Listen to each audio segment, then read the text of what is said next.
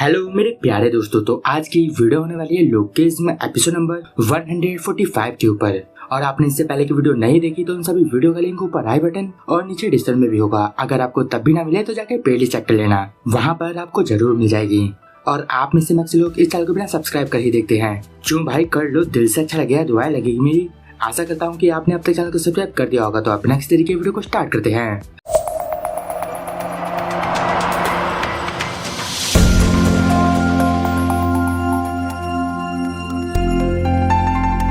Episode की शुरुआत में जोहान और डैनियल वो वाला गेट खोल के अंदर जाते हैं। वहाँ पर वो 3 छोटे छोटे पपी देखते हैं, लेकिन तभी वहाँ एक डोर में से वो बुढ़ा बाहर निकलता है और वो बोल रहा था, हे तुम तीनों यहाँ क्या कर रहे हो। वहाँ पर डैनियल बोल रहा था, सर प्लीज हमें माफ कर दो। और वहाँ पर जोहान उस बुढ़े का कॉलर पकड़ लेता है और वो उससे बोल रहा था, एडन कहाँ है। और वहाँ पर वो बुढ़ा बोल रहा था, तुम चोर यहाँ क्यों आए हो। और वहाँ डैनियल बोल रहा था, जोहान तुम ये क्या कर रहे हो। और अब वहाँ पर जोहान बोलता है, मैंने बोला कि हमारे डॉग्स कहाँ पर है। और तभी हम उस औरत को देखते हैं जिसने डैनियल और जोहान को यहाँ का रास्ता दिया था।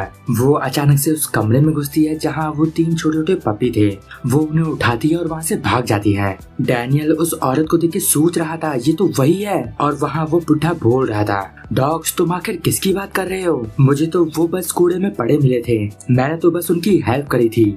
असलियत में तो तुम जिसे ढूंढ रहे हो वो औरत है जो कि रूम नंबर 202 में रहती है। और वहाँ डैनियल सोच रहा था, क्या वो कैट मॉम जिसने हमें यहाँ आने का रास्ता दिया। और अब वहाँ पर वो औरत उन पपी को उठा के बोल रही थी, फाइनली मेरे डॉग्स मुझे वापस मिल गए, ये डॉग मेरे हैं। और अब हम एक पुराना सीन देखते हैं। वहाँ पर हम उस औरत को देखते हैं जो कि एक बिल्ली को खाना खिला रही थी और वो बोल रही थी, ये बिल्ली कितनी ज्यादा प्यारी है। और तभी वहाँ बूढ़ा आदमी वो आ जाता है और वो बोल रहा था, तुम इसे टेल बुलाती हो, तुम सच में काफी अच्छी लग रही हो। और अब वो औरत बोल रही थी, हाँ सर, मैं इसे टेल इस वजह से बोलती हूँ क्योंकि इसकी टेल नहीं है। वहाँ वो बुढ़ा बोल रहा था, क्या तुम इसे पालने वाली हो। तो वो औरत बोलती है, हाँ मैं इसे पालने वाली हूँ।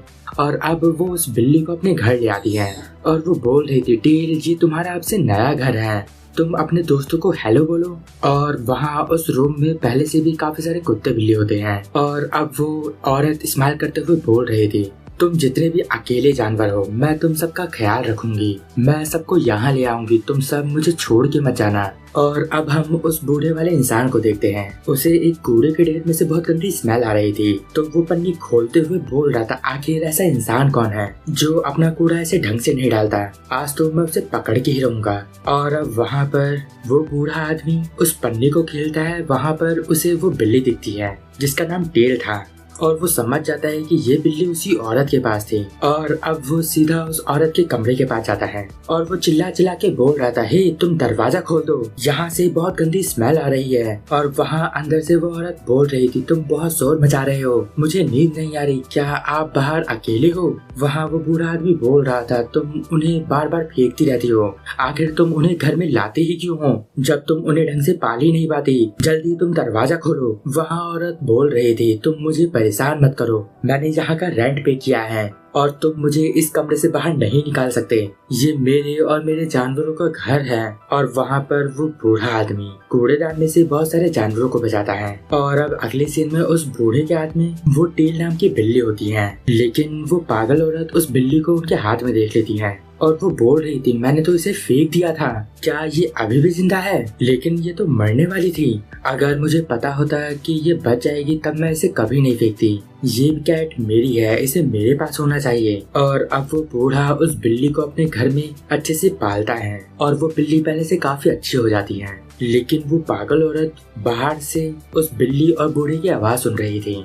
वहाँ बूढ़ा उस बिल्ली के साथ खेल रहा था, लेकिन वो औरत सोच रही थी, उस दरवाजे के पीछे जो भी जानवर है वो सब के सब मेरे हैं। और अब हम वो सीन देखते हैं जब इन्हों चोरी नहीं हुई थी। वहाँ पर वो बूढ़ा गुस्सा इस वजह से हो रहा था क्योंकि वो जो औरत थी वो वहाँ खाना रखती थी ताकि वो और भी जानवरों को अपने घर ले जाए। और वहाँ वो औरत खाना रख रही थी और सोच रही थी, मुझे सभी जानवरों को अपने साथ ले जाना होगा, ये सब के सब काफी अकेले हैं। लेकिन वहाँ उस बूढ़े को अच्छे से पता था कि ये औरत उन जानवरों का बिल्कुल भी ख्याल नहीं रखती और ये जानवरों की बहुत बुरी हालत कर देती है और अंततः वो कूड़े में फेंक देती है। और वहाँ पर वो बूढ़ा आदमी चिल्ला के बोल रहा था, हे तुम वहीं रुक जाओ, तुम ये सब यहाँ भी करने लग गई। और वहाँ पर वो डंडा फेंक के उस औरत को मारता है, लेकिन वो औरत वहाँ उस बूढ़े का डंडा लेके ही भाग जाती है।